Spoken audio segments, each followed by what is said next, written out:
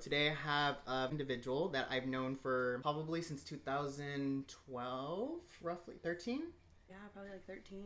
I met her at the city of Riverside. We were both lifeguards. I'll let her introduce a little bit about herself. So today we have Miss Vanessa Espinoza. Hi, my name's Vanessa Espinoza. I've known Jaime practically feels like my whole life. He is my best friend's cousin, and I love that. I still work for the city of Riverside. I'm now a 911 dispatcher. It's cool. It's a little stressful. I think that's better than cool. That's pretty insane. Yeah, I mean, it's a very stressful job. I enjoy it. I don't enjoy the tears it brings. But I enjoy the everyday difference of it. There's never one day that's the same. I mean, calls are going to be parallel to each other, but they're never going to cross. I see a little bit of correlation between lifeguarding and dispatcher. I think you're in the helping field. Yeah. What made you want to pursue that pathway? I don't really have a specific reason. Somebody told me I was going to be a good dispatcher, so I'm going to try. Well, the pandemic hit, and it took me that whole year to even get a job, because anything I had an interview for or was testing for, they would all of a sudden send me an email back, be like, we're on a hiring freeze, apply another time, we appreciate you, but unfortunately it's not the right time for us. And that was really sucky. But after a while, I think I had applied to over 23 agencies. I ended up back at Riverside. Once upon a time, before, when I went to go to county, it was super hard. And you have to go through all these. You have to go through a computer screening. You need to go these tests online. You need to interview with like all these people, and it's really rigid to get into like a county position. Yeah, it's definitely a lot. I applied the summer of 2020. They pulled my app in September, and I didn't get hired until July of 2021. Oh wow!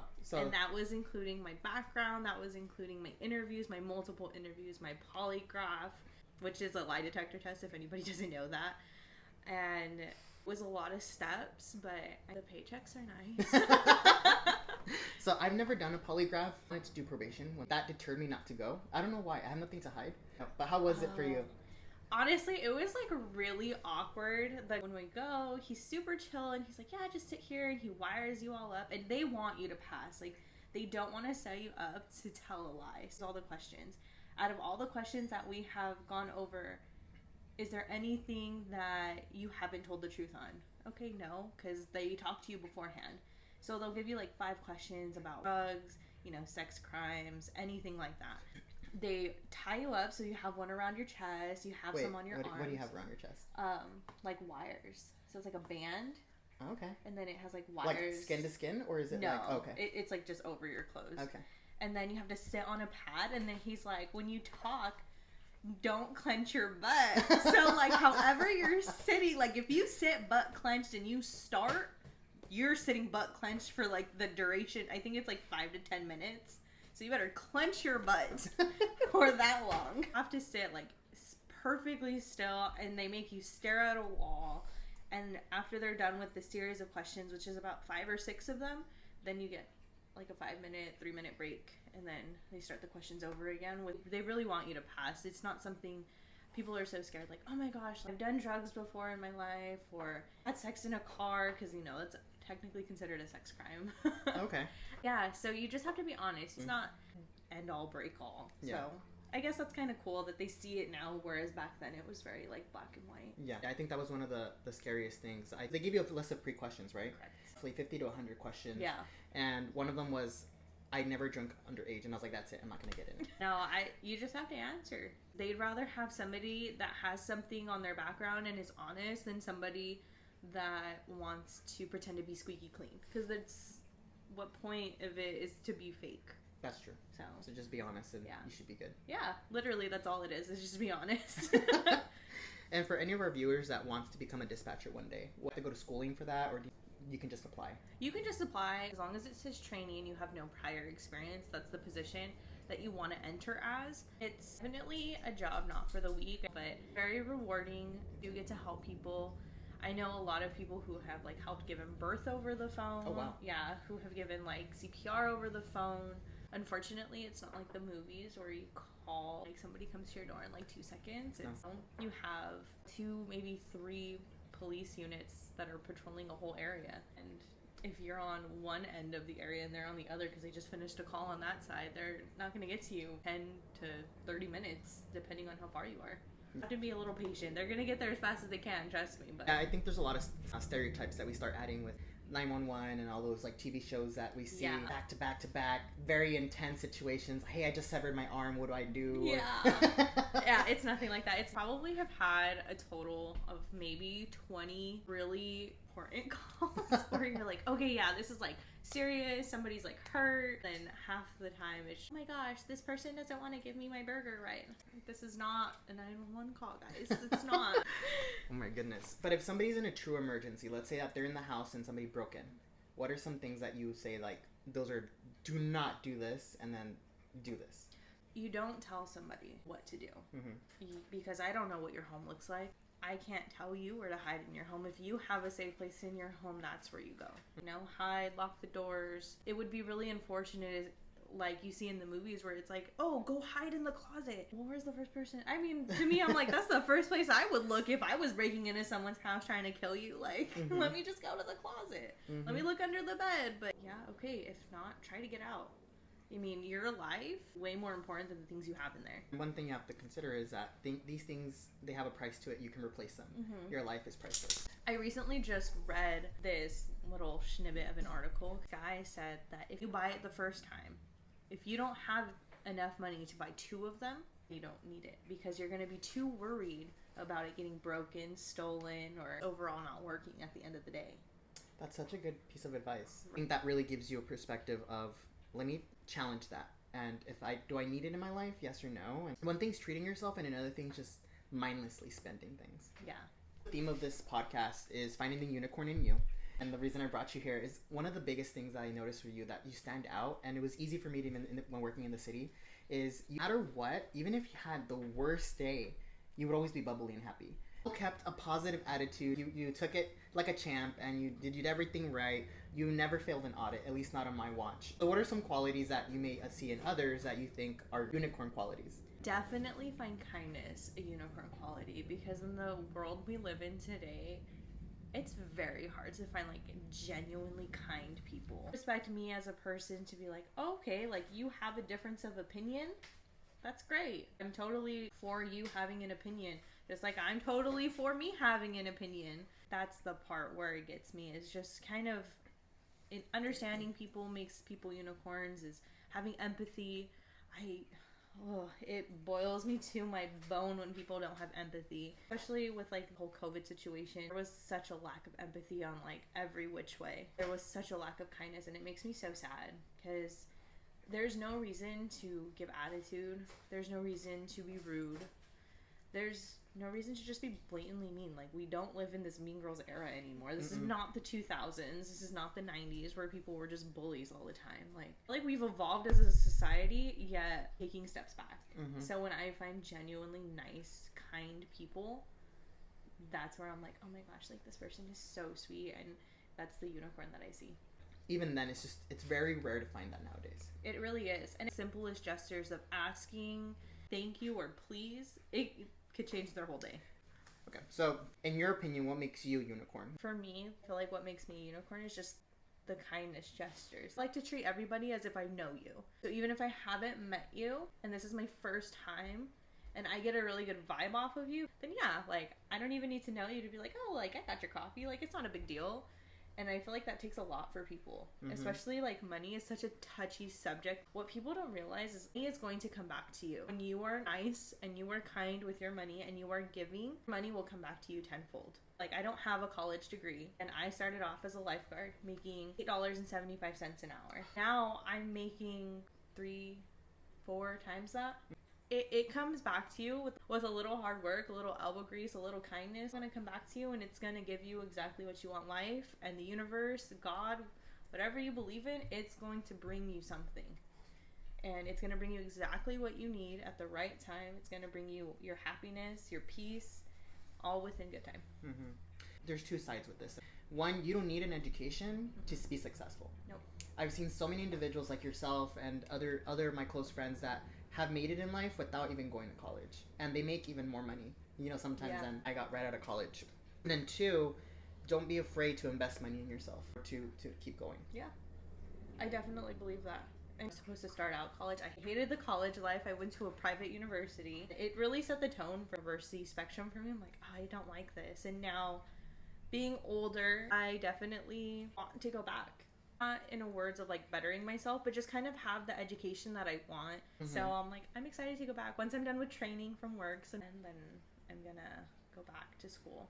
And that's good. And I think that's one of the things that individuals, like I said, unicorns have. They always have an ambition. Yeah. And it's so easy for one to just fall into your day-to-day lifestyle and get lost in that and then have no motivation. Yeah. But people like you who are unicorns, they always want to do better. They want to keep growing. Yeah. And you want to keep pursuing a life that to keep you happy, to keep you motivated. Yeah. I definitely don't want like a very mundane job. I mean, now that I don't work a regular 9 to 5, I crave working a 9 to 5. I'm like, please let me wake up at 7 o'clock in the morning on a Monday morning, work all the way till Friday, and get Saturday, Sunday off with the rest of my people. We'll see where life takes me. I mean, maybe it's staying in dispatch, maybe it's working in a lab, maybe it's fighting fires, who knows? The world's your oyster. It really is. Yeah, that's where I've kind of come to the conclusion is just don't stop because something is making you unhappy. But please don't feel like you have to quit your job even if you don't like it. Like, I get it, it's hard, but be patient, especially if you have to pay bills. If you don't gotta pay bills, girl, quit your job. If you're not happy, quit your job. But if you need to pay bills, be responsible. We love a responsible working human. If you don't like it, grind. And you will find something that makes you happy. I promise you. What is one of the biggest challenges that you faced in your life, either in your career, in your school, or just in your life in general? Honestly, I think it's just happiness, like finding happiness. I always feel like if I am so happy in one aspect of my life, I'm always miserable in another. And that's the hardest part, is balancing happiness. Finding it on a blanket playing field where you can just, even if it's not happiness, if it's just content, because nobody's happy all the time regardless of what they say. Definitely just try to find like that happiness, because if I was miserable in my personal life, I was always having fun at work. Because I had a really fun job as a lifeguard, and I hated my personal life because it was just too much at home or too much at school, and work was my escape. As weird as it sounds, I worked with everybody around my same age. We were all this big diverse group of people, and we always had a good time. I mean, we screwed around a lot, but we got paid for it, so it was fine. And now it's kind of like flipped. My work life definitely, I feel like, can use a little bit more, just like finding the happiness at work. Just because, again, like, this wasn't a job that I wanted. It's a culture shock for me. Yeah. Especially working for like a police department. It wasn't something I ever wanted. It wasn't ever something I dreamed of. Like, it's just, again, finding the happiness. Like, sometimes like the calls do get to me, but at the end of the day, somebody has to do the nitty gritty work. Makes sense. And one of the big things that I like to preach is mental health at the workplace. So making sure that you take care of yourself. We grew up, especially as Latinos, we grew up that we have to put our heart and soul into our work. Yeah. And if not, then we're lazy, we're pathetic, we're a disappointment to the family. And I think that to reverse the script and say, we need to put ourselves first. Yeah. We need to make sure we're taking our breaks. We're not working through our lunch. That we are allowed to say no to our supervisors. Yep. Do you think that because of that affects your own happiness? And like, think about when you used to work as a lifeguard. You said that you're happiest there at your work. What is the main difference between that and now that you think, if I took that from this job and place it here, I would be happy here too? Oh my gosh, morale. Honestly, your coworkers make such a difference. I hate being around people that are so negative. Like, I already work in a negative area, and people don't call 911 on their good days. No. I'm getting told by coworkers, like, oh my gosh, like, da-da-da-da-da. Like, just the negativity of it, I don't appreciate. Definitely that, though, like the little bits of like morale, because we were all there for each other, which in dispatch everybody's there for each other.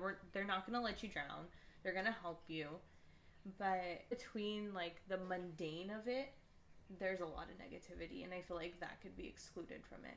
Tomorrow they say, you know what, Vanessa, we're gonna make you the supervisor. what are some things that you would implement to increase employee morale? Oh, I would totally just try to get rid of overtime. Try to work with people's schedules a little more because nobody wants to work full weekends. I'm sorry. Yeah. Fortunately, there's not a lot of giving in the department. So I feel like that's what I would do is just give a little bit more.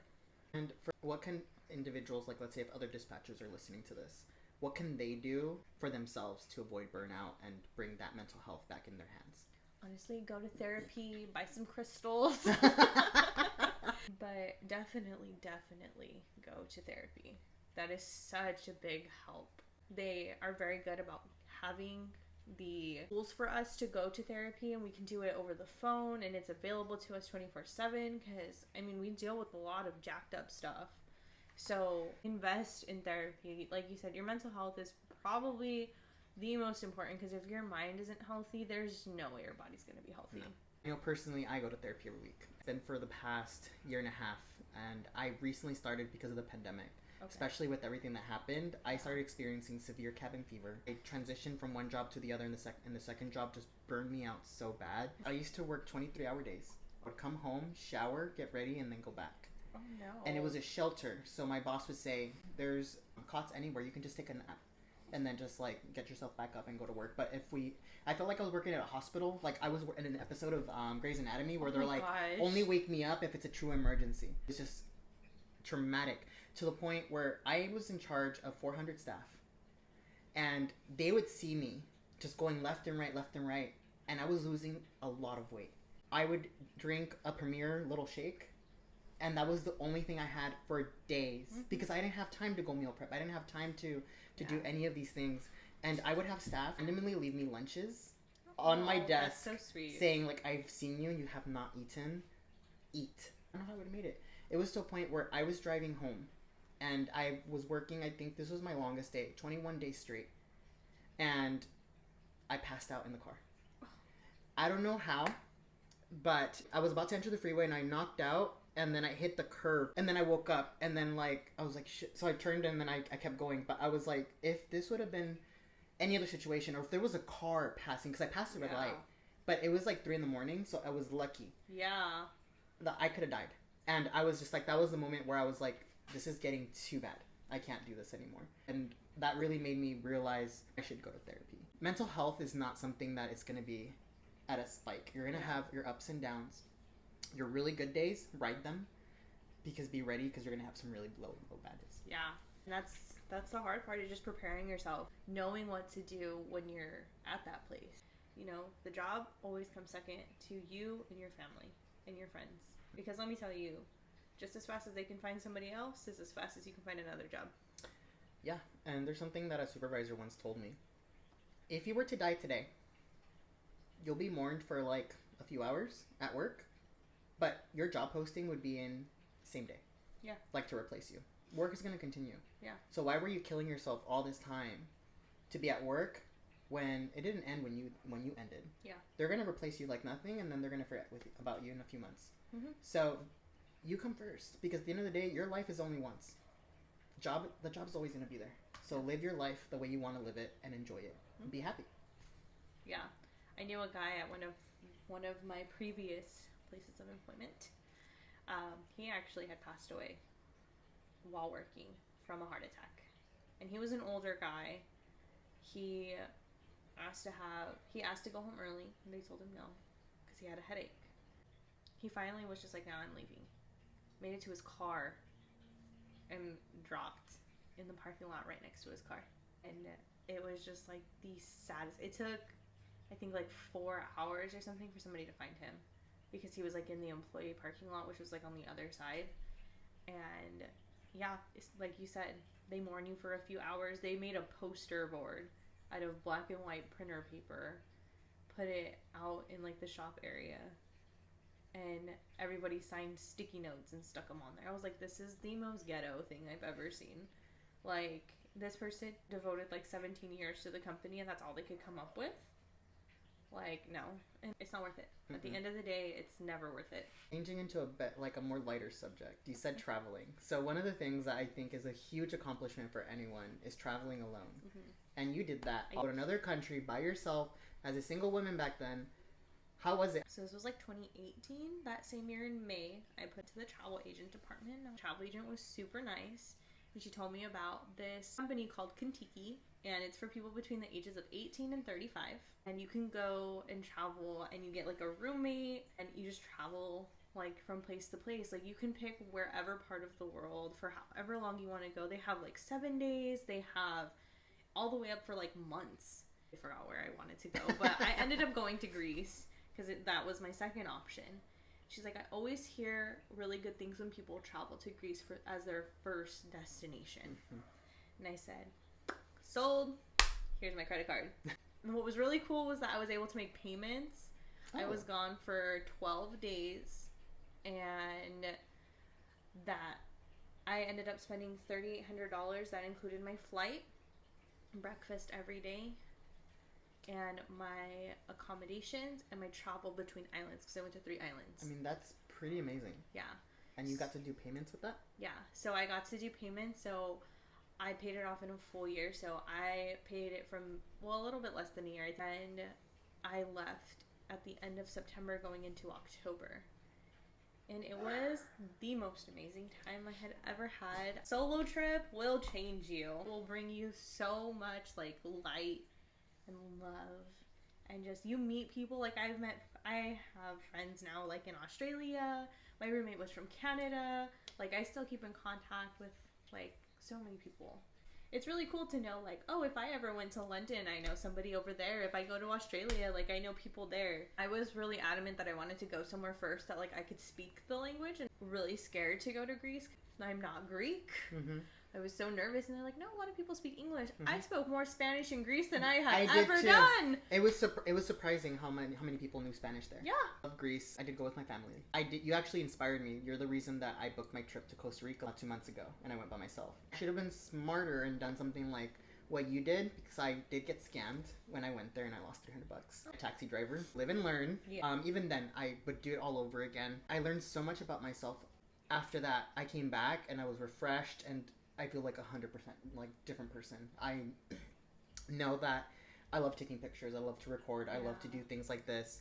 And I would have never gotten that inspiration to do stuff like that if I didn't try it on my own, if I didn't do things. And I feel like I have the courage to just go places on my own now. Yeah. Like I don't feel like oh, what do they think of me eating by myself? Who cares? Yeah. You know? And you meet so many great people. Like you said, I met a friend that is to Canada. Okay.